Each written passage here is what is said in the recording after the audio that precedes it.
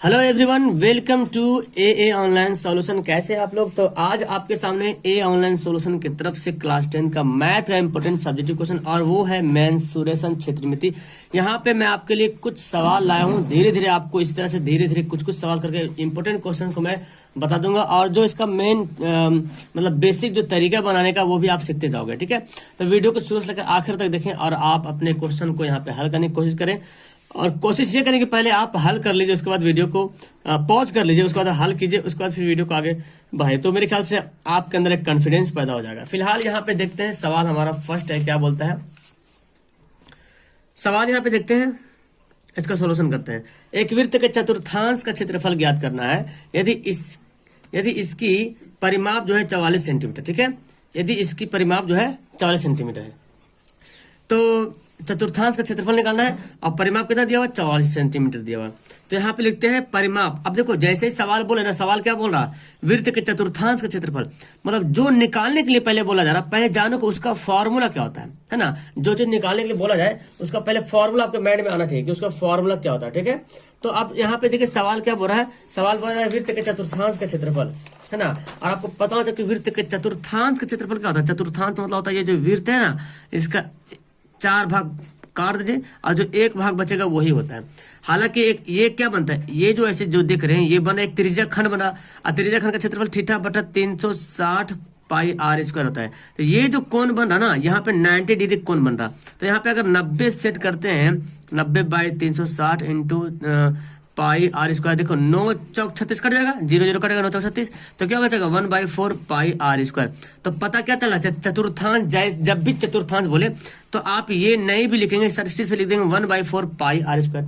अब आपको पता चल गया कि चतुर्थांश का क्षेत्रफल का फॉर्मूला 1/4 पाई आर स्क्वायर होता है। तो यहाँ पे हमको क्या क्या चीज है, मटेरियल क्या है, पाई का वैल्यू तो जानते हैं आप, 1/4 तो लिखा हुआ, आर चाहिए। तो अब देखते हैं त्रिज्या इसमें है कि नहीं। देखिए क्या इसमें दिया हुआ, एक वृत्त के चतुर्थांश का क्षेत्रफल दिया हुआ, इसकी परिमाप दिया हुआ है। तो परिमाप जब दिया हुआ है तो त्रिज्या तो नहीं दिया हुआ है। तो जो कुछ यहाँ पे परिमाप दिया रहे या तो कभी कभी आयतन दिया रहेगा, है ना, तो क्या करना है, उसी से आप त्रिज्या या ऊंचाई जो निकालना निकालेंगे। ठीक है, तो इस परिमाप से हम क्या निकालेंगे, त्रिज्या निकालेंगे। तो लेते हैं परिमाप, वृत्त का परिमाप है तो परिमाप बराबर क्या होता है, चूंकि परिमाप बराबर होता है 2 पाई आर। क्या होता है, 2 पाई आर होता है। और परिमाप का देखिए यहाँ पे दे दिया कितना, 44 सेंटीमीटर, 44 सेंटीमीटर दे दिया। तो 2, अब पाई का वैल्यू क्या होता है 22/7 और आर का वैल्यू तो आर ही लिखना है। देखिए इसको करते क्या, जब भी समीकरण में बना रहे और बीच में बराबर रहे ना, तो इसके नीचे तो 1 छुपा हुआ है, तो ऊपर को ऊपर से काट सकते हैं, समीकरण को इधर को समीकरण इधर से काट सकते हैं। और नहीं करना चाहते तो देखो ये क्रॉस गुना कर दो, है ना, तो क्रॉस देखो गुना कर दो। अगर इसको काट दीजिएगा एक बार यहाँ से यहाँ तो सिर्फ आर बराबर 7 हो जाएगा। ऐसे देखिए इसको गुना कर दिए, इसको यहाँ पे क्या होता है 2 × 22 × आर। अब आर का वैल्यू निकालना है, तो आर का वैल्यू निकालना है तो ये दोनों कहाँ चल जाएगा, नीचे चल जाएगा। देखिए 2 × 22 हो गया। अब देखिए 22 दूना 44, 2 2 कट गया, क्या बचा 7 आया। और ऐसे भी अगर काट देते यहाँ से यहाँ आप काटते हैं तो फिर आर बराबर क्या बचता है 7 बचता। तो हमको ये पता चल गया। एग्जाम में आप ऐसे मत करना, नीचे बनाते जाना। ठीक है, यहाँ पे आपके लिए मैं बता रहा हूँ। अब चतुर्थांश निकालना है, इसलिए वृत्त के चतुर्थांश का क्षेत्रफल, फॉर्मूला क्या होता है, फॉर्मूला होता है 1/4 पाई आर स्क्वायर। ठीक है, तो 1/4 पाई का वैल्यू कितना है 22/7 है, आर कितना हमारा है 7 आ गया, तो 7 × 7, 7 7 काट दो, 2 दूना 4, 11 दूना 22, कितना क्या जी 11 7 77 होता है जी, अब बटे 2 तो सेंटीमीटर स्क्वायर। ये क्या हो गया आंसर हो गया। जाओ तो इसको पॉइंट में भी आप इसको बदल सकते हो। ओके, तो ये हमारा आंसर हो गया, सेंटीमीटर स्क्वायर चूंकि क्षेत्रफल निकालना है। चलिए अगला सवाल पढ़ते हैं। सवाल देखो, ये सवाल आपको ऑब्जेक्टिव में आता है, लेकिन रियल में आखिर बनता कैसे है। 2 बेलनों की त्रिज्याओं का अनुपात दे दिया है, 2 बेलन है, ठीक है, 2 बेलन है और उनका त्रिज्या का अनुपात दे दिया है और उनकी ऊंचाइयों का अनुपात भी दे दिया है। ठीक है, तो उनके आयतन का अनुपात निकालना है। चलिए तो हम क्या करते हैं, अनुपात निकालना है। तो यहाँ पे हम लिखते हैं पहले बेलन की त्रिज्या क्या हो जाएगी, पहले बेलन की त्रिज्या, इसको हम R1 मानते हैं। क्या मानते हैं, पहले बेलन की त्रिज्या कितना दिया हुआ 1, अनुपात में दिया हुआ। अनुपात जब भी दिया रहा ना, जब भी अनुपात दिया है तो आप उसको मतलब क्या बोलते हैं, एक्स है या वाई या कुछ भी मान लो। तो जैसे ये त्रिज्या दिया हुआ है तो हम इसको मान लेते हैं 1x मान लेते हैं, ठीक है, 1x या सिर्फ x से मान लो, ठीक है। अब ऊंचाई दिया हुआ है पे, तथा ऊंचाई h1 बोलते हैं, ठीक है। 5 दिया हुआ है 5, तो इसको x नहीं बोलेंगे 5y बोलते हैं, ठीक है। देखो 1x 2x 5y 3y ऐसे कर लेंगे, ठीक है, हो गया। तथा दूसरे बेलन की त्रिज्या, दूसरे बेलन की त्रिज्या क्या होगा, R2 मानेंगे। तो दूसरे बेलन की त्रिज्या क्या है, 2 है ना, तो इसको 2x से बोल देंगे। और ऊंचाई कितना हो जाएगा, 3y। अब क्या निकालना हमको, अनुपात, यानी कि 2 नंबर सवाल में आएगा ना तो आपको ऐसे बनाना है। और नहीं अगर दो एक सिर्फ ऑब्जेक्टिव सवाल में आता है तो इतना लिखने की जरूरत नहीं, बस आप जो मैं लिख रहा हूँ अब यहाँ पे अनुपात लिखना है। तो पहले बेलन का आयतन और दूसरे बेलन का आयतन, अनुपात ऐसे लिखते हैं, पहले बेलन का आयतन बटे दूसरे बेलन का आयतन, अनुपात निकलेगा ऐसे। तो पहले बेलन का आयतन, अच्छा बेलन का आयतन का फॉर्मूला क्या होता है, पाई आर स्क्वायर एच होता है ना, पाई आर स्क्वायर एच होता है। तो ये पहली बेलन तो R1 मानते हैं, H1 मानते हैं। और दूसरे बेलन का पाई, इसका भी तो वही formula pi r square h, लेकिन इसको R2 इसको H2, तो पाई पाई खत्म हो गया, ठीक है।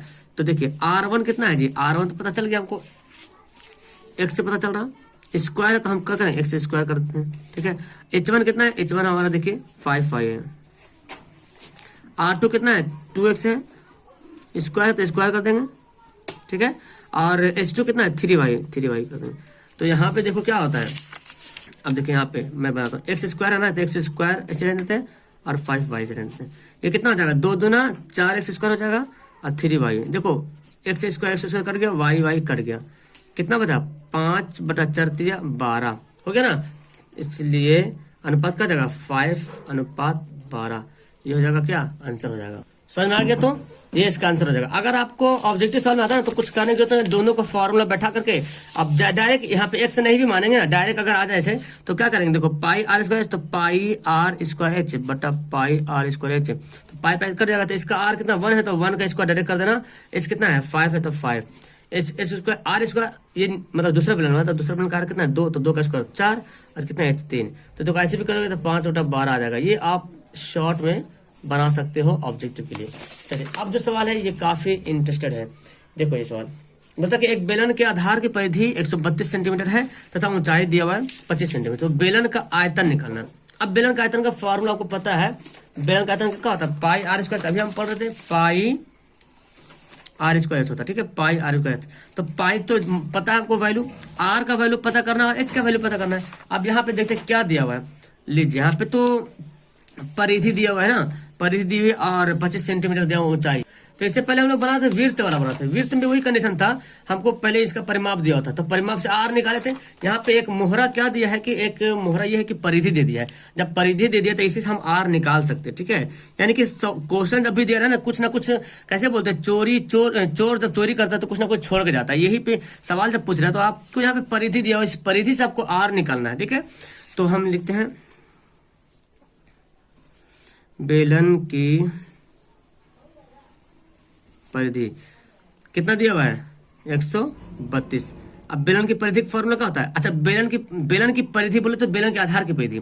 अच्छा बेलन देखिए यहाँ पे, ये अगर बेलन में बनाता हूँ यहाँ पे, तो बेलन का आधार कैसा है, जो बेलन की जो आधार बनी हुई है ये कैसी है, एक वृत्त टाइप का है ना, वृत्त टाइप का। अवृत्त की परिधि क्या होता है, 2 पाई होता है। तो बेलन की परिधि, बेलन के आधार की परिधि मतलब वही हुआ कि ये जो है ना बेलन के आधार की परिधि क्या है, वृत्त वाला बोल रहा है, वृत्त वाला 2 पाई आर और 132। तो यहाँ पे लिखते हैं 2 पाई का वैल्यू 22/7, आर तो निकालना है 132। देखो यहाँ पे आप ऐसे भी काट सकते हो, मैं बताया था कि जब बीच में बराबर आ जाए तो ऊपर पर काट सकते हो। देखो 22 का पढ़ोगे 22 छक 132 होता है, ठीक है। और 2 से काटोगे 2 3 6 होता है। तो आर बराबर क्या हो जाएगा, 7 भाग में है, 7 बटे में, तो जब क्या होता है गुना बन जाता है। तो 3 सते 21, आर बराबर क्या हो गया 21 हो गया। अब क्या निकालते, इसलिए बेलन का आयतन, बेलन का आयतन क्या होता है formula, pi r square h होता है, पाई आर स्क्वायर एच। तो पाई का वैल्यू 22/7, आर का वैल्यू देखो पता चल गया हमको 21, तो 21 × 21 कर लेते हैं। और एच देखो यहाँ पे दिया 25, तो आपको इस सवाल में ना खाली कैलकुलेशन करना पड़ता है। सत्य है कि आप सबको गुना कर दो, ठीक है। इसको गुना कर देखो, 22×3 = 66 हो गया, 21 × 25। तो इसको गुना कीजिए, ठीक है। गुना करेंगे तो इसका आंसर जो आपके पास आएगा वो काफी लंबा आने वाला है, 34,650 सेंटीमीटर क्यूब, क्योंकि आयतन है। अब देखो इसमें मतलब क्षेत्रमिति में थोड़ा सा यही गुना वगैरह करना पड़ता है, ठीक है। तो ये सब तो आपके लिए तेजी है।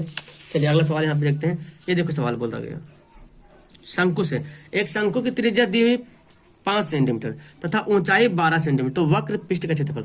अब जैसे सवाल बोलता है वक्र पृष्ठ का क्षेत्रफल, तो वक्र पृष्ठ का फॉर्मूला आपको पता होना चाहिए, है ना। वक्र पृष्ठ का फॉर्मूला आपको पता होना चाहिए कि वक्र पृष्ठ का फॉर्मूला क्या होता है। तो वक्र पृष्ठ का फॉर्मूला यहाँ पे देखें कि πr/l होता है, ये होता है वक्र पृष्ठ का फॉर्मूला, ठीक है। तो इसमें आपको क्या क्या चीज दिया हुआ है, ये देखिए यहाँ पे दिया हुआ है r बराबर दिया हुआ है 5 सेंटीमीटर और h दिया हुआ है 12 सेंटीमीटर, लेकिन l नहीं दिया हुआ ना, चूंकि फॉर्मूला मतलब πr/l होता है। और l कैसे निकालते हैं, शंकु, जैसे मान लीजिए शंकु बनी हुई है, शंकु है इस तरह से, तो ये जो हमारा ये है ना, ये हमारा h है और ये क्या है, त्रिज्या है। तो हमारे ये जो कर्ण है ना, ये इसी को बोलते हैं l। तो एक देखो समकोण त्रिभुज बन रहा है यहाँ पे, ये जाके यहाँ पे क्या बना, समकोण। तो कर्ण का कैसे निकालते हैं, h² + r² का ओवरऑल करते हैं। तो हम भी निकालेंगे, इसलिए l बराबर क्या निकालेंगे, h² + r² का ओवरऑल निकालेंगे। तो आपको पता भी है कि l का वैल्यू कितना आएगा, चूंकि बताया हूँ बहुत बार। तो 12 का स्क्वायर + 5 का स्क्वायर, 12 का स्क्वायर 144, 5 का स्क्वायर 25, तो कितना हो जाएगा, 169 हो जाएगा। इसका वर्गमूल होगा 13, तो एल का वैल्यू 13 आ गया। अब वैल्यू 13 आ गया तो इसका पृष्ठ क्षेत्रफल निकालते हैं। इसलिए शंकु का वक्र पृष्ठ अलग बोलता है, अब पूर्ण पृष्ठ अलग होता है, ठीक है। वक्र पृष्ठ क्षेत्रफल πr/l, ठीक है। तो पाई का वैल्यू जानते हैं 22/7 और आर का वैल्यू देखो दिया हुआ 5 और एल का वैल्यू कितना आया हमारा, 13 आया, ठीक है। एल का वैल्यू कितना आया, 13 आया। ओके, तो इसको गुना करें तो देखिए 22×5 = 110 हो गया, गुना 13/7। तो इसको गुना कर लो, 13 को 0 गुना करें 0, 13 कम 13 दिन बाकी 1, 13 कम 13 14/7।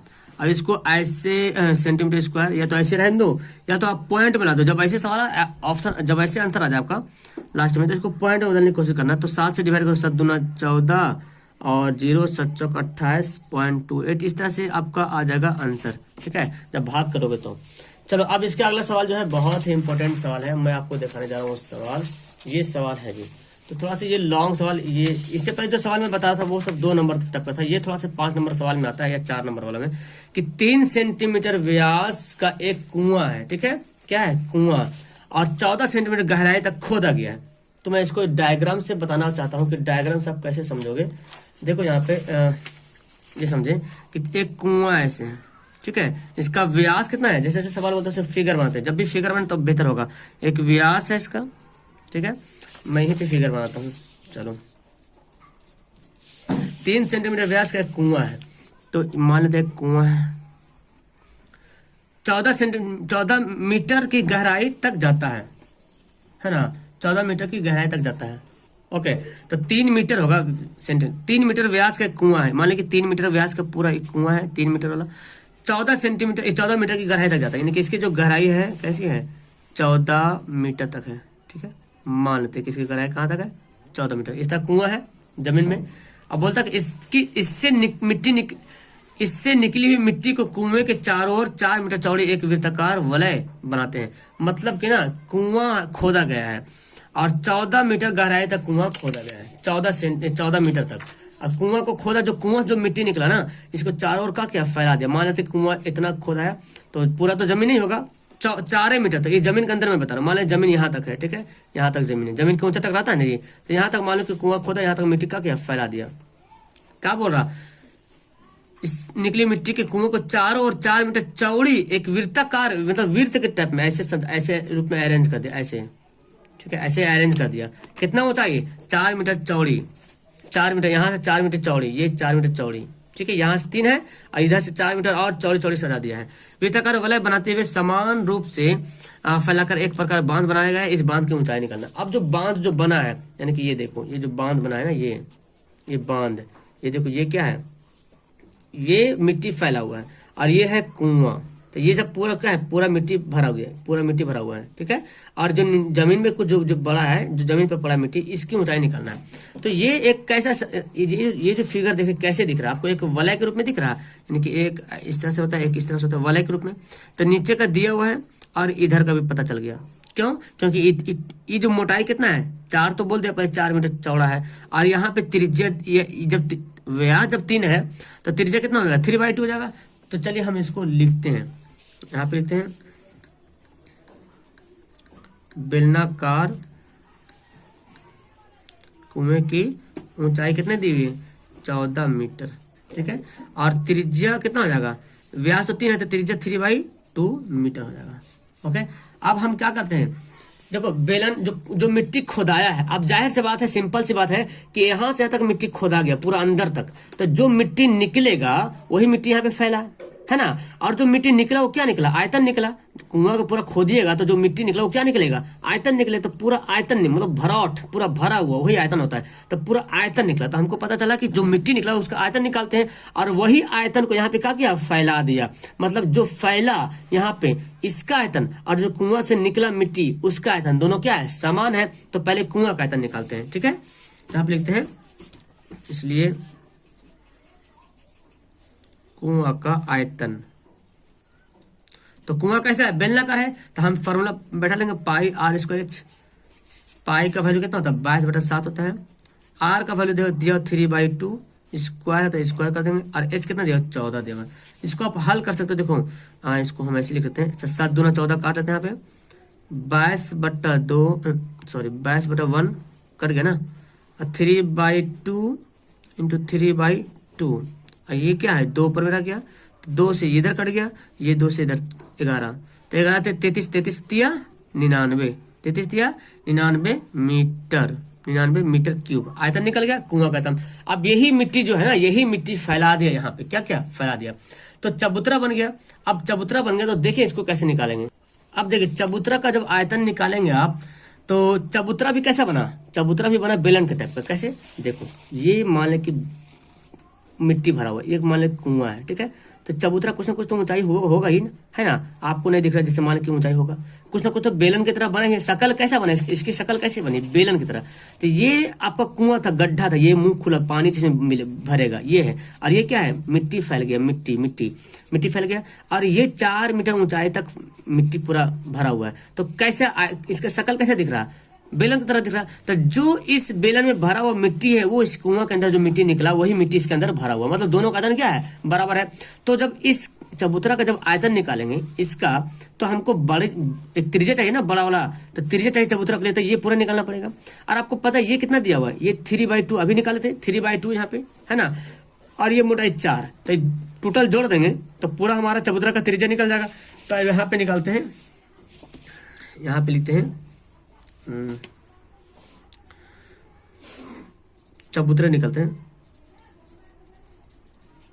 चबूतरे की त्रिज्या कैसे लिखेंगे, तो 3/2 तो पहले छोटा सा दिया हुआ था, और 4 जो है क्या है, 4 मीटर चौड़ी है, तो 4 मीटर चौड़ी, इसको हम हल कर लेते हैं। 3/4 दूना 8, 8 3 11/2, ये क्या आ गया, इसको हम 5.5 लिख लो या इसके रहने दो, ठीक है। ये हमारा आ गया। और बाकी छोटा तो कुआं का त्रिज्या तो जान रहे हैं 3/2 है, कुआं का त्रिज्या तो क्या जान रहे 3/2। अब क्या करते हैं, अब जो मिट्टी फैली हुई है, अब कैसे एक वलय के रूप में बन गया, तो एक कहीं ना कहीं एक देखो अंदर में भी एक कुआं, एक देखो अंदर में बन रहा है ना, अंदर में छोटा सा बेलन बन रहा, और इसकी भी ऊंचाई वही 4 है, क्योंकि जब इतना दूर ऊंचाई जब लेंगे 4, तो अंदर में जो कुआं हम 4 तक लेना है, तो अंदर वाला बाहर वाला बेलन का आयतन निकालते हैं, ठीक है। और अंदर वाला जो बेलन है उसका आयतन निकाल के दोनों घटा देंगे, तो घटा देंगे तो फिर बचेगा ये पूरा जो भरा हुआ मिट्टी वही बचेगा ना। चलिए तो हम वैसे ही करते हैं। और अगर हम इसको घटाते हैं तो चलो पहले निकालते हैं, यहाँ पे लिख लेते हैं हम, इसलिए प्रश्न से हम क्या निकालते हैं, फैली हुई मिट्टी का आयतन निकालते हैं, ठीक है। फैली हुई मिट्टी का आयतन, यहाँ पे कितना आयतन भरा हुआ है, तब हम निकालेंगे ऊंचाई। पहले हम मिट्टी का आयतन निकालते हैं, ठीक है। फैली हुई मिट्टी का आयतन, फैली हुई मिट्टी का आयतन। अब आयतन कैसे निकालेंगे, तो पहले बड़ा वाला जो बेलन है, यानी कि पाई r स्क्वायर, इसको हम कैपिटल मान लेते हैं, ठीक। इसको हम करते कैपिटल, और ये हमारा जो आर निकला, स्मॉल आर तो पता है, ओ मैं तो उल्टा ये तो ठीक आर है, और ये जो आर निकला इसको मैं मान लेता हूँ कैपिटल आर, क्योंकि बड़ा है, चबूतरा बड़ा है, इसको मैं मानता हूँ स्मॉल कैपिटल आर, ये बड़ी वाला, और जो अंदर है ये तो कुआं है, कुआं वाला छोटे आर। तो पाई आर स्क्वायर में से पाई आर स्क्वायर क्या करेंगे, घटा देंगे, तो पाई पाई ले लेते हैं यहाँ पे कॉमन, ठीक है। आर और एच भी कॉमन हो जाएगा क्योंकि ऊंचाई भी हो जाएगी, और r square minus r square ये हो गया। अब देखिए जी पाई का वैल्यू तो आप चाहो तो बैठा लो, ओके। तो अब यहाँ पे क्या करते हैं, देखो पाई का वैल्यू देखो, ये जो एच है ना, एच है जो ऊंचाई हमको निकालना है जी एच, और ये जो मोटाई आपका 4 दिया हुआ है। तो देखो सिंपल सी बात है, यहाँ पे मैं बता रहा था मिट्टी का आयतन कैसे निकालेंगे, क्योंकि जो मिट्टी यहाँ पे फैली हुई, मान ली कि जमीन यहाँ पे जमीन है, ये इसके अंदर कुआं खोदा हुआ है, 14 मीटर गड्ढा है कुआं, ठीक है। इसके नीचे जमीन के ऊपर मिट्टी फैला दिया चारों तरफ, ठीक है, तो ऊंचाई बन गया। तो अब हम मान लेते हैं इतनी दूर शंकु मान लेते, बेलन इतनी दूर बेलन मानते हैं, तो ये अंदर में बेलन की ऊंचाई इतनी है और बाहर से बेलन की ऊंचाई इतनी है, लेकिन कितनी ऊंचाई पता नहीं है, ठीक है। और त्रिज्या हमको पता है कि बाहरी वाली जो त्रिज्या है 5.5 आया, और अंदर वाली त्रिज्या कितना है, इसको 1.5 भी लिख सकते हैं, आधा, ठीक है। तो हम इसका निकालते हैं वलय का क्षेत्रफल कैसे निकालते हैं, बाहर वाला बेलन का आयतन माइनस अंदर वाला बेलन का आयतन, तो बाहर की भी ऊंचाई वही है और अंदर वाली भी ऊंचाई वही है। तो हम क्या करते हैं, पाई का वैल्यू कितना है 22/7, एच को ऐसे नहीं देते हैं। आर कितना दिया हुआ है, आर दिया हुआ है 55 कैपिटल आर 5.5 का स्क्वायर, और ये दिया 1.5 का स्क्वायर, ठीक है। तो 22/7 इंटू एच, अब देखो 55 का स्क्वायर होता है 3.25, ठीक है, 55 का स्क्वायर 3025 होता है, इसका होता है 225, तो 2.25 लिख देंगे, ठीक है। अब 22/7 और इंटू एच, और यहाँ पे जब इसको घटाते हैं तो आ जाएगा 28, है ना। देखिए घटाइए, 0 में से 25 कट जाएगा तो बचेगा 28, 7 चौक 28, तो 22 चौक कितना हो गया, 22 चौक 88 एच सेंटीमीटर क्यूब हो गया, सॉरी मीटर क्यूब हो गया, 88 एच मीटर क्यूब हो गया। ये क्या हो गया, मिट्टी का आयतन हो गया। तो अब हमको पता क्या चला कि जो मिट्टी यहाँ पे फैली हुई उस मिट्टी का आयतन, और जो कुआं से जो आयतन निकला है, कुआं से जो मिट्टी निकला यहाँ से, ये जमीन है ना, यहाँ से मिट्टी कहाँ से निकला, यहाँ से नीचे निकला मिट्टी, और हमको मिट्टी यहाँ पे फैला है। तो ये जो मिट्टी फैला है ना पूरा, ये जो मिट्टी, अब हमको ये जो निकला 88 एच क्या निकला, पूरा मिट्टी का आयतन निकल, ये वाला, ये पूरा, ये अंदर नहीं, ये पूरा भरा हुआ, पूरा भरा हुआ, ठीक है, आयतन निकल गया। अब हमको ये जो गड्ढा जो खोदे यहाँ से यहाँ तक, ये गड्ढा, इसका आयतन इस मिट्टी के आयतन के क्या है, बराबर है, क्योंकि बोला यही मिट्टी यहाँ पे फैला दिया गया है। तो इसका जो गड्ढा का जो आयतन है, और गड्ढा का आयतन हम निकाले कितना, देखो कुआं के आयतन कितना निकाले 99, क्योंकि यहाँ से कुआं खोदा गया, मिट्टी फैलेगा तो जमीन के ऊपर ही मिट्टी फैलेंगे, जमीन के अंदर तो नहीं फैलेगा, जमीन के ऊपर मिट्टी फैलेगा, तो जमीन के ऊपर मिट्टी फैलेगा तो ये फैल जाएगा। अब ये है आपका नीचे, तो ये आयतन इस मिट्टी का आयतन के क्या है, बराबर है, लिखते हैं। इसलिए यहाँ पे लिखते हैं, यहाँ पे प्रश्न से नहीं, यहाँ पे लिखते हैं प्रश्न से कि 99 इक्वल टू 88 एच, ठीक है। इसलिए एच बराबर क्या आ जाएगा 99/88, 11 9 99, 11 8 88, 9/8, ठीक है, 9/8 हो जाएगा। इसको आप डिवाइड कर लो तो आ जाएगा आपको 1.125 मीटर, ठीक है, इतना आंसर आ गया। यही इसका आंसर होना चाहिए, ठीक है। अगर आपके पास कोई किताब देखे उसमें तो उसमें शायद मेरे ख्याल से मिस्टेक किया हुआ है, तो ये इसका आंसर सही होना सटीक, तो यही इसका होना चाहिए कि जो कुआं का जो मिट्टी फैला है, तो यहाँ तक मान ली यहाँ तक मिट्टी फैला है, तो हमको ये वलय जो निकालेंगे तो वलय का तो यही फिर सूत्र यूज करेंगे, है ना। और जो इस बाहरी वाला जो वृत्त कुआं, बाहरी वाला जो बेलन दिख रहा है उसकी जो ऊंचाई है, अंदर वाली जो बेलन है उसी की ऊंचाई सेम, तब तो वलय का आयतन निकालना पड़ेगा हमको। चलिए ये सवाल समझ आ गया। ये सवाल देखें, सवाल क्या होता है, एक लंबवृत्तीय शंकु की ऊंचाई दिया हुआ है और आधार की त्रिज्या दिया हुआ है, तो गोले की त्रिज्या, उस गोले की त्रिज्या ज्ञात कीजिए जिसका आयतन शंकु के आयतन के बराबर है। तो शंकु की ऊंचाई दी हुई कितने 8.4 सेंटीमीटर, ठीक है, और आधार की त्रिज्या, तो शंकु आप जानते हैं इस तरह से शंकु बना होता है, देखिए इस तरह, तो इसकी आधार कैसी बनी हुई है, आधार एक वृत्त टाइप की बनी हुई है ना। तो और इसकी त्रिज्या दी हुई कितनी, आधार की त्रिज्या 2.1 सेंटीमीटर, ठीक है। अब बोलता है कि गोले की त्रिज्या निकालिए, जो गोले का जो त्रिज्या ज्ञात करना है, जो गोले का आयतन और शंकु का आयतन बराबर है, मतलब कि गोले का त्रिज्या निकालना है, लेकिन एक कंडीशन बोला गया है कि गोला का जो आयतन है शंकु का आयतन के क्या है, बराबर है। तो ऐसा करते पहले शंकु का आयतन निकाल लेते हैं, या तो प्रश्न से डायरेक्ट यहाँ पे हल कर लेते हैं, ठीक है। चलिए तो प्रश्न से हल करते हैं। क्या बोलता है कि गोले का आयतन इक्वल टू शंकु का आयतन, गोले का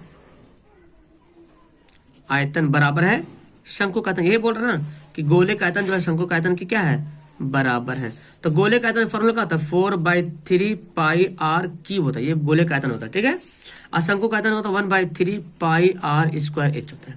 तो देखो 3 तो पहले खत्म हो जाएगा, पाई को पहले खल्लास कर दो यहाँ से, ठीक है। अब देखो क्या बचा, 4r³। चूंकि हमको गोला का त्रिज्या पता नहीं है, ठीक है, इसको R1 R2 मान लो तो ज्यादा बेहतर होगा, हमको पता ही नहीं है, ठीक है। और ये जो शंकु है, शंकु का त्रिज्या कितना है, देखो शंकु त्रिज्या देखो 2.1, तो 2.1 इंटू 2.1, चूंकि स्क्वायर है तो लिख लिए। और h कितना देखो 8.4 हो गया, यहाँ पे लिख लिया। अब क्या करते हैं यहाँ पे R1 के क्यूब करते हैं, यहाँ पे 2.1 इंटू 2.1 इंटू 8.4/4। देखो 4 से काटो, तो 4 से काटेंगे 4 दूना 8, 4 कम 4, इतना आ गया। अब देखिए इसको गुना मत करना, देखो R1 क्यूब कितना आया, 2.1 इंटू 2.1 इंटू 2.1 आया। अब आपको पता है जब क्यूब उधर भेजेंगे तो क्या बनेगा, 2.1 इंटू 2.1 इंटू 2.1 का वर्गमूल बन जाएगा, यहाँ पे क्यूब घनमूल बन जाएगा, क्या बनेगा, घनमूल। तो 3 घनमूल में क्या होता है, तीनों जो है 3 जोड़ा मिला था, 3 जोड़ा, वर्गमूल में 2 जोड़ा मिला था, यहाँ घनमूल में 3 जोड़ा। तो यहाँ पे क्या पता चल रहा है, एक निकल जाएगा 2.1 सेंटीमीटर, यही क्या हो जाएगा, गोले की त्रिज्या हो जाएगी। हाँ ओके, तो यहाँ पे लिखते हैं इसलिए गोले की त्रिज्या बराबर 2.1 सेंटीमीटर। क्या हो गया, इसका आंसर हो गया, है ना, ये इसका आंसर हो गया, ठीक है। तो कैसा लगा आपको, समझ में आया सवाल। एक सवाल था सिर्फ ये वाला, थोड़ा पेचीदा सवाल था, इसको ध्यान से समझिएगा, ठीक है। आपको ये सवाल समझ में आया कि नहीं आया, मैं अगर नहीं आया तो फिर से बोलेंगे, मैं फिर से एक बार इसको अच्छी तरीके से बता दूंगा। लेकिन फिलहाल यहाँ पे सिंपल सा मेथड ये है कि जो कुआं से, जो मान लें कि जमीन है ना, जमीन के नीचे से कुआं खोदा गया, ये जमीन है तो कुआं तो जमीन के अंदर ही खोदेंगे, तो इसका जो मिट्टी निकला ना यहाँ पे फैला दिया चबूतरा में, तो बोलता है जो चबूतरा में जो मिट्टी फैला था इसकी ऊंचाई पता कीजिए। तो इतना तो कंफर्म है, जो मिट्टी खुदाया है उस मिट्टी का आयतन और जो चबूतरे में जो मिट्टी लगा है उस आयतन के क्या है, बराबर है। तो चबूतरा का मिट्टी का आयतन कैसे निकालेगा, वलय का निकालना पड़ेगा। तो वलय के लिए हम यही रूल यूज करेंगे, pi r square h minus pi r square, यानी कि यहाँ इतना दूर तक बेलन का बाहरी बेलन का आयतन और अंदर वाला बेलन का आयतन, तो इसकी ऊंचाई तो सेम ही है, क्योंकि जो अंदर के अगर ऊंचाई बोल दे ऐसे है और ऐसे दिया है, तो ये ऊंचाई तो अंदर वाला बाहर वाला तो समान ही होगा, क्योंकि बेलन है, तिरछा थोड़ी ना बेलन है। तो जब समान है तो एच हमारा वही होगा। हम यहाँ पे निकाल लिए मिट्टी का आयतन और ये दोनों आयतन आपस में क्या हो गया, बराबर हो, तो हमारा ये आंसर आ गया, ठीक है। तो फिलहाल वीडियो के यहाँ पे लास्ट करते हैं, मिलते हैं आपको नेक्स्ट वीडियो में। मजा आया तो लाइक करते रहना, okay bye, that's all, thank you.